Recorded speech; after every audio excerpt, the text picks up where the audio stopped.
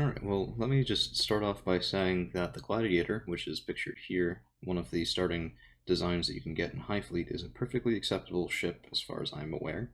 It carries two missiles, carries 400 millimeter cannons. I perfectly fine from what I've been told, from what I've seen. Not, I mean, clearly not the best because people in the community have designed better, built better, and there are better options. I understand this, but it's not horrible anyway. And so what I've done is I've completely messed it up by trying to make it better and probably made it worse in the process. So, um, oh, where is it? Yes. Okay, so this ship, which I've named the Brawler, was taken from a Gladiator design and just made slightly bigger and slightly meaner. It keeps the 400 millimeter autocannons but adds two 37 millimeter 6 barrels. These are basically, when I was piloting the Gladiator, I at least lack the skill to consistently dodge missiles and consistently dodge some of the larger caliber shots.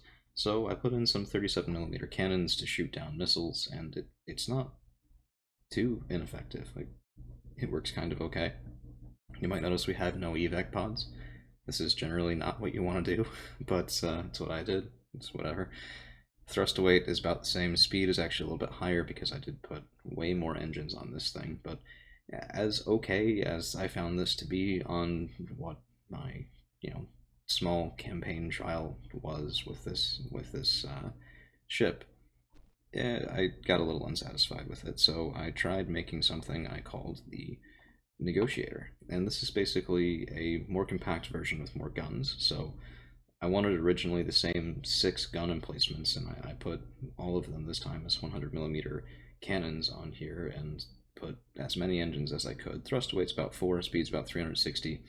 The consumption is up a little bit more, but I found that this sort of didn't provide the dramatic rise in firepower that I was looking for. So I worked on it another couple times, ended up with the Negotiator Mark Six, which is this bad boy right here.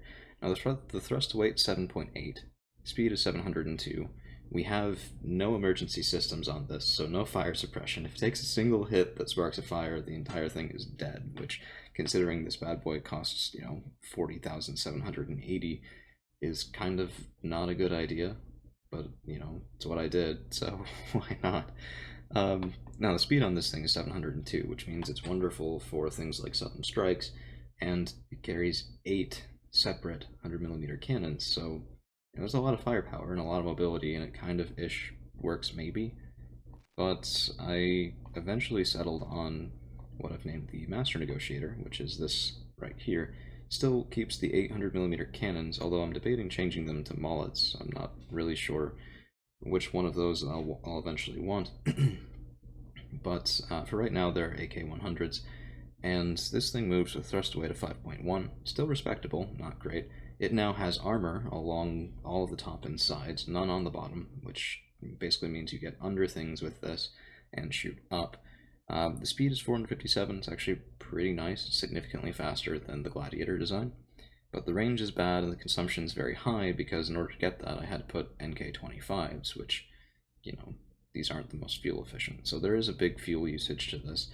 But I just wanted to show you guys what it looks like because I probably will be using it in my upcoming campaign for better or for worse. And this might sink me right here, but let's jump into a fight and I'll show you guys exactly how awful this thing is. So we have a Paladin, a Nomad, a Sarma, and another Sarma. So I think these three will come in. The Paladin, Nomad, and the Sarma will come in right at the start. We're going to try and kill the Paladin and the Sarma and the other Sarma first and leave the Nomad for last. So, let's see what we can do. And yes, this thing looks like a flying suitcase. Oh, that's underneath me. Okay. Yep. Oof. So we start off by taking a missile hit because the anti-missile on this isn't great. Overheating. It's not good either. But we're able to cool it down. I did put some emergency systems on here, and my accuracy is still garbage.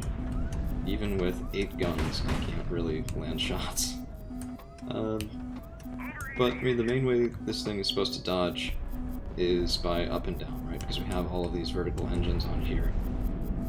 I believe I packed either 6 or 8 vertical engines, and there is finally a target destroyed. So if I was better at dodging, this would be actually not the worst take on it, and there's another 2 down below us. I want them gone. Because if we can get the big cruiser, I suppose, to be on his own... Oof. Good kill. Then I'm less worried, because I can basically put his guns on my top armor. And that's okay. Alright, come on. Target destroyed. Alright, so we took most of our damage at the start, because I didn't really know where they were, and I didn't have a nice way of dodging several missiles from right below me. But now, we only have that 1 cruiser to take care of. We have 800mm guns, and we can take that 37mm fire all day.